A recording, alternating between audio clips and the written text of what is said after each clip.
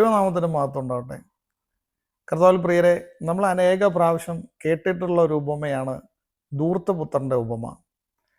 ലൂക്കോസിന്റെ സുവിശേഷം 15-ാം അധ്യായത്തിൽ 3 ഉപമകളാണ് പ്രധാനമായിട്ടും പറയുന്നത്. കാണാതായ ആടിന്റെ ഉപമ, കാണാതായ നാണയത്തിന്റെ ഉപമ, അതുപോലെ തന്നെ ധൂർത്തപുത്രന്റെ ഉപമ. ഈ ഉപമകളെല്ലാം പറയുമ്പോൾ യേശുക്രിസ്തുവിന് ഒരു ലക്ഷ്യമുണ്ട്. നമ്മുടെ സ്വർഗത്തിലെ ദൈവത്തിൻ്റെ സ്നേഹത്തെക്കുറിച്ച് മനുഷ്യന് വെളിപ്പെടുത്തി കൊടുക്കുക എന്നുള്ളതാണ്.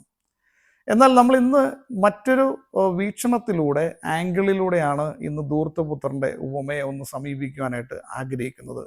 നമ്മൾ ധൂർത്തപുത്രന്റെ ഉപമ പരിശോധിക്കുമ്പോൾ നമുക്ക് അവിടെ 3 വ്യക്തികളെ കാണാനായിട്ട് സാധിക്കും. ഒന്ന് സ്നേഹനിധിയായിട്ടുള്ള ഒരു പിതാവിനെ കാണാൻ പറ്റും. അതുപോലെ തന്നെ ആ പിതാവിൻ്റെ 2 ആൺമക്കളെയും നമുക്ക് കാണാനായിട്ട് സാധിക്കും. നമ്മളെപ്പോഴും പിതാവിൻ്റെ ആ ഒരു സ്നേഹത്തെ കുറിച്ച് മാത്രമാണ് നമ്മൾ എപ്പോഴും ചിന്തിക്കാറുള്ളത്. എന്നാൽ നമ്മൾ ഇന്ന് ചിന്തിക്കുന്നത് ഇളയ മകൻ ആ പിതാവിൽ നിന്ന് തൻ്റെ സ്വത്തുവകകൾ വാങ്ങിച്ചുകൊണ്ട് പിതാവിൽ നിന്ന് ദൂരെ പോയിട്ടുള്ള ആ രണ്ടാമത്തെ പുത്രന്റെ ഒരു ആംഗിളിൽ നിന്നാണ് നമ്മൾ അല്പസമയം ദൈവവചനം പറയുവാനായിട്ട് ആഗ്രഹിക്കുന്നത്. പല യുവാക്കന്മാരും ആത്മീയ ജീവിതത്തിൽ നിന്ന് അകന്നു പോകുന്നതിൻ്റെ ഒരു കാരണം, അവരെ സംബന്ധിച്ചിടത്തോളം ഈ ആത്മീയ ജീവിതത്തിലേക്ക് കടന്നു വന്നു കഴിഞ്ഞാൽ നമുക്ക് ഭൗതികമായിട്ടൊന്നും ഒരു നേട്ടങ്ങളോ ഒരു സന്തോഷങ്ങളോ അനുവദിക്കുകയില്ല എന്നുള്ളൊരു തെറ്റായ ചിന്ത പല വ്യക്തികളുടെ ഉള്ളിലുള്ളത് കൊണ്ടാണ് അവർ ഇങ്ങനെയുള്ളൊരു മേഖലയിൽ നിന്ന് മാറി നടക്കുന്നതിൻ്റെ കാരണം.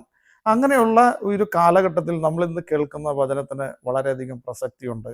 നമുക്ക് ഇവിടെ വചനം ആരംഭിക്കുന്നത് ഇങ്ങനെയാണ്. ഒരു പിതാവിന് 2 മക്കളുണ്ടായിരുന്നു.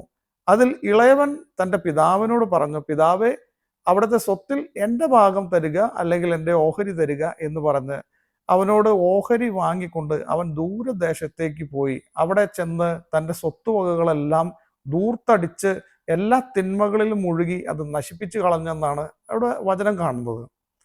ഇവിടെ നമ്മൾ ആദ്യമായിട്ട് ചിന്തിക്കേണ്ട ഒരു വിഷയം, എന്തുകൊണ്ട് ഈ പിതാവ് തൻ്റെ പുത്രൻ ഈ സമ്പത്ത് വാങ്ങി പോകുവാനായിട്ട് അനുവദിച്ചു?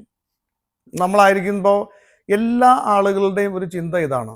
എല്ലാ ഉത്തരവാദിത്തങ്ങളെയും ദൈവത്തെ ഭരമേൽപ്പിക്കുന്ന ഒരു രീതിയാണ് മനുഷ്യർക്കുള്ളത്. എന്നാൽ നമ്മുടെ സ്വന്തമായ ജീവിതത്തിൽ എന്തെങ്കിലും നേട്ടങ്ങൾ ഉണ്ടായാലോ അത് നമ്മൾ പറയും, അത് എൻ്റെ കഴിവുകൊണ്ട് ഞാൻ നേടിയെടുത്തതാ എന്ന് പറയുന്ന ഒരു മനുഷ്യരുള്ള കാലഘട്ടത്തിലാണ് നമ്മളെല്ലാവരും ജീവിക്കുന്നത്. അപ്പോൾ നമ്മൾ ഓർക്കണം, എന്തുകൊണ്ട് ദൈവം ഇതിനനുവദിച്ചു? പലരും പറയാറുണ്ട്, ഇത് ദൈവം എന്തുകൊണ്ട് ഇത് ചെയ്തില്ല, ദൈവം എന്തുകൊണ്ട് ഇത് കണ്ടില്ല, ദൈവം എന്തുകൊണ്ട് ഇതിൽ ഇടപെടുന്നില്ല എന്നൊക്കെ ചോദിക്കുന്ന ഒരു മാനസികാവസ്ഥയുള്ള ഒത്തിരി വ്യക്തികളെ നമുക്ക് കാണാൻ പറ്റും. എന്തിനും നെഗറ്റീവായിട്ടുള്ള കാര്യങ്ങൾക്കെല്ലാം അതിൻ്റെ ഉത്തരവാദിത്വം ദൈവത്തിൻ്റെ തലയിലിടുന്ന ഒരു വിഭാഗം ആളുകളെ കാണാൻ പറ്റും. എന്നാൽ എന്തുകൊണ്ടാണ് ദൈവം ഇത് ഇവിടെ അനുവദിക്കുന്നത്? നമ്മൾ ഓർക്കണമേ, മനുഷ്യനെ ദൈവം ഒരു ടോയ് ആയിട്ടല്ല, അല്ലെങ്കിൽ ഒരു പാവയായിട്ടല്ല സൃഷ്ടിച്ചിരിക്കുന്നത്. മറിച്ച് സ്വതന്ത്രമായിട്ടുള്ള മനസാക്ഷിയോടുകൂടെ അവന് ചോയ്സസ് കൊടുത്തുകൊണ്ട് തെരഞ്ഞെടുക്കാനുള്ള സ്വാതന്ത്ര്യം നൽകിക്കൊണ്ടാണ് ദൈവം മനുഷ്യനെ സൃഷ്ടിച്ചിരിക്കുന്നത്. അവൻ്റെ മുമ്പിൽ ജീവനും മരണവും വെച്ചിട്ടുണ്ട്. അങ്ങനെയാണ് ദൈവം മനുഷ്യനെ സൃഷ്ടിച്ചിരിക്കുന്നത്. അവൻ്റെ സ്വതന്ത്രമായ മനസാക്ഷിയിലൂടെ തൻ്റെ പിതാവിൻ്റെ സ്നേഹം തിരിച്ചറിയണം, അങ്ങനെ പിതാവിൻ്റെ കൂടെ ജീവിക്കണം എന്നാണ് ദൈവം ആഗ്രഹിക്കുന്നത്. അങ്ങനെ ഒരു സ്വതന്ത്രമായ മനസാക്ഷിയോടുകൂടെ അവനെ തെരഞ്ഞെടുക്കാനുള്ള അവകാശത്തോടുകൂടെ സ്വതന്ത്രനായി സൃഷ്ടിച്ചിരിക്കുന്ന മനുഷ്യനെ ദൈവം ഇത് അവൻ്റെ ആവശ്യം ദൈവം പറയാം ഓക്കെ എന്ന് പറയുക. ഹല്ലേലൂയ. എന്നാൽ നമ്മൾ ഇവിടെ ഓർക്കേണ്ട ഒരു കാര്യം, നമ്മുടെ ജീവിതത്തിൽ എന്തെങ്കിലും പ്രശ്നങ്ങൾ വരുമ്പോൾ നമ്മൾ ദൈവത്തിൻ്റെ തലയിലേക്ക് ഇടുന്നതിന് മുമ്പ് നമുക്ക് ദൈവം തന്നിരിക്കുന്ന ഈ ഒരു അവകാശം അല്ലെങ്കിൽ ഒരു സ്വാതന്ത്ര്യം നമ്മൾ നേരായ രീതിയിൽ ഉപയോഗിച്ചിട്ടാണോ നമ്മൾ ഇന്നോളം ആയിരിക്കുന്ന ആ അവസ്ഥയിൽ, അല്ലെങ്കിൽ ഒരു കഷ്ടതയിൽ, അല്ലെങ്കിൽ ഒരു പ്രയാസത്തിൽ ആയിരിക്കുന്നത് എന്നുള്ളത് നമ്മൾ എപ്പോഴെങ്കിലും ചിന്തിക്കാറുണ്ടോ? എന്തുകൊണ്ടാണ് ഈ ധൂർത്തപുത്രൻ പിതാവിൽ നിന്ന് ദൂരേക്ക് പോകാനായിട്ട് ആഗ്രഹിച്ചത് എന്നുള്ളൊരു ചോദ്യം ഇവിടെയുണ്ട്. നമുക്ക് എല്ലാവർക്കും അറിയാം, നമ്മളൊരു ഭവനത്തിൽ ജീവിക്കുമ്പോൾ സ്വാഭാവികമായിട്ടും നമുക്ക് മാതാപിതാക്കന്മാരുണ്ട്, സഹോദരങ്ങൾ എല്ലാവരും ഉണ്ട്. ആ ഭവനത്തിൽ നമ്മുടെ ഭവനത്തെ റൂള് ചെയ്യുന്നത്, ഭരിക്കുന്നത് നമ്മുടെ പിതാവായിരിക്കും. ആ പിതാവിന് ചില ഇഷ്ടാനിഷ്ടങ്ങളും ഒക്കെ ഉണ്ട്, ചില ചിട്ടവട്ടങ്ങളൊക്കെ ഉണ്ട്, അല്ലേ? ചില നിയമങ്ങളൊക്കെ ഉണ്ട്. അത് എന്തുകൊണ്ടാണ്? ആ ഭവനത്തിലുള്ള എല്ലാ വ്യക്തികൾക്കും ഒരു സ്വതന്ത്രമായിട്ടുള്ള രീതിയിൽ, ആർക്കാർക്കും പ്രശ്നങ്ങളില്ലാത്ത രീതിയിൽ അവരുടെ കുടുംബം വളരെ സ്മൂത്തായിട്ട് മുന്നോട്ട് പോകുവാനായിട്ട് ഏത് ഭവനത്തിലും ചില ചിട്ടവട്ടങ്ങളും നിഷ്ഠകളും ഒക്കെ ഉണ്ടാകുമെന്നുള്ളത് നമുക്കറിയാമല്ലോ. അതുപോലെ തന്നെ ഈ ഭവനത്തിലും പിതാവിൻ്റെ ചില ഇഷ്ടങ്ങളും ചിട്ടവട്ടങ്ങളും ചില നിയമങ്ങളും എല്ലാം ഇവിടെ ഉള്ളതായിട്ട് നമുക്ക് കാണാൻ പറ്റും. എന്നാൽ ഈ ധൂർത്തപുത്രനായിട്ടുള്ള ഈ ഇളയ മകൻ ചിന്തിക്കുകയാണ്, പിതാവിൻ്റെ സാന്നിധ്യം എനിക്കൊരു ബുദ്ധിമുട്ടാണ്. എനിക്കിഷ്ടപ്പെട്ടുള്ളൊരു ജീവിതം നയിക്കുവാനായിട്ട് എനിക്ക് ഈ ഭവനം ഇച്ചിരി പ്രശ്നമാണ് എന്ന് ചിന്തിക്കുന്ന ഒരു വ്യക്തിത്വത്തെ നമുക്ക് ധൂർത്തപുത്രനിൽ കാണാൻ പറ്റും. അതുകൊണ്ടാണ് ഇവിടെ ധൂർത്തപുത്രൻ സ്വത്ത് വാങ്ങിയിട്ട് പിതാവിൻ്റെ സാന്നിധ്യമില്ലാത്ത ഒരു ദൂരദേശത്തേക്ക് പോയി എന്ന് വചനം ഇവിടെ എഴുതിയിരിക്കുന്നതിൻ്റെ കാരണം നമ്മുടെ ജീവിതമായിട്ട് നമ്മളൊന്ന് പരിശോധിച്ച് നോക്കാം. നമ്മൾ പലപ്പോഴും ഇങ്ങനെയുള്ള ഒരു തെറ്റിദ്ധാരണയിൽ ജീവിക്കുന്ന വ്യക്തികളാണ്. ദൈവത്തിൻ്റെ സാന്നിധ്യം അല്ലെങ്കിൽ ഒരു ആത്മീയ ജീവിതം എന്ന് പറയുന്നത് നമ്മുടെ ഭൗതികമായിട്ടുള്ള നേട്ടങ്ങൾക്കൊക്കെ ഒരു പ്രശ്നമാണ്, ഒരു തടസ്സമാണ് എന്ന് ചിന്തിക്കുന്ന ഒരു വലിയ വിഭാഗം ആളുകൾ ഇന്ന് ലോകത്തുണ്ട് എന്നുള്ളതിന് യാതൊരുവിധ സംശയമില്ല. എന്നാൽ ഉൽപ്പത്തി പുസ്തകം അതിൻ്റെ 2-ാം അധ്യായം 16-17 തിരുവചനങ്ങളിൽ ഇത് ദൈവം ആദത്തോട് പറയുക, ഈ തോട്ടത്തിലുള്ള സകല വൃക്ഷങ്ങളുടെയും ഫലങ്ങൾ നിങ്ങൾ ഭക്ഷിച്ചുകൊള്ളുക, എന്നാൽ നന്മ തിന്മകളുടെ ഫലം മാത്രം നീ ഭക്ഷിക്കാൻ പാടില്ല. എന്താണ് ഇതിൻ്റെ അർത്ഥം എന്ന് വെച്ചാൽ, ദൈവം പറയുന്നത് ഈ പാപം മാത്രം നീ ചെയ്യരുത്, നീ അധാർമികമായി നീ സമ്പാദിക്കരുത്, എന്നാൽ സമ്പാദിക്കുന്നതിന് ദൈവം എതിരല്ല. നമ്മളിപ്പോൾ ഏതെങ്കിലും പ്രാർത്ഥനാ ജീവിതം നയിക്കുമ്പോൾ നമുക്ക് ഇതെല്ലാം ഉപേക്ഷിച്ച് ലോകത്തിലേക്ക് പോകാനുള്ള ഒരു ചിന്ത നമ്മളിൽ ഉണ്ടെങ്കിൽ നമ്മൾ ഓർക്കണമേ, നമ്മളിനകത്തും ഒരു ധൂർത്തപുത്രൻ ഉണ്ട് എന്നുള്ളതാണ് നമ്മൾ ഇതിൽ നിന്നും മനസ്സിലാക്കേണ്ടതായിട്ടുള്ള കാര്യം. തുടർന്ന് വചനം വായിക്കുമ്പോൾ അവിടെ ഉണ്ടായിരുന്ന സ്വത്തുവകകളെല്ലാം അവൻ കൊണ്ടുപോയി നശിപ്പിച്ചു. നമ്മൾ ഇത് ചിന്തിക്കേണ്ട 2 വിഷയങ്ങളുണ്ട്. ഒന്നാമത്തെ വിഷയം, ഒരു വ്യക്തി ദൈവത്തിൽ നിന്ന് അകലുമ്പോൾ അല്ലെങ്കിൽ ദൈവ സാന്നിധ്യത്തിൽ നിന്ന് പുറത്തു പോകുമ്പോൾ അവനുള്ള എല്ലാ സമ്പാദ്യങ്ങളും നഷ്ടപ്പെടുന്നു. എന്തൊക്കെയാണ് ഈ സമ്പാദ്യങ്ങൾ? അത് ആരോഗ്യമാകാം, സമ്പത്താകാം, കുടുംബമാകാം, ജോലിയാകാം, അതുപോലെ തന്നെ എന്തുമാകാം, നമ്മുടെ സോഷ്യൽ സ്റ്റാറ്റസ് ആകാം, എന്തുമാകാം. നമ്മൾ ദൈവത്തിൻ്റെ സാന്നിധ്യം അതിൽ നിന്ന് അല്ലെങ്കിൽ നമ്മൾ പുറത്തു പോകുമ്പോൾ സ്വാഭാവികമായിട്ടും നമ്മുടെ ജീവിതത്തിൽ ഇങ്ങനെയുള്ള മേഖലകളിൽ പ്രശ്നങ്ങൾ ഉണ്ടാകാനായിട്ട് സാധ്യതയുണ്ട്. കാരണം ജോബിന്റെ പുസ്തകം അതിൻ്റെ 1-ാം അധ്യായത്തിൽ സാത്താൻ ദൈവത്തോട് പറയുന്നുണ്ട്, അല്ലയോ ദൈവമേ, നീ സ്വത്തുവകകൾക്കൊക്കെ വേലി കെട്ടി സംരക്ഷണം വെച്ചിരിക്കുക, എനിക്ക് പിന്നെ എങ്ങനെയാണ് അവനെ തൊടാനായിട്ട് സാധിക്കുക എന്ന് പറയുന്നത് പോലെ ദൈവഭക്തരുടെ എല്ലാ വസ്തുവകകൾക്കും അവൻ്റെ സമ്പത്തിനും ആരോഗ്യത്തിനും എല്ലാം വേലി കെട്ടി സംരക്ഷിക്കുന്ന ഒരു ദൈവമുണ്ട് എന്ന് നമ്മൾ അറിയേണ്ടതാണ്.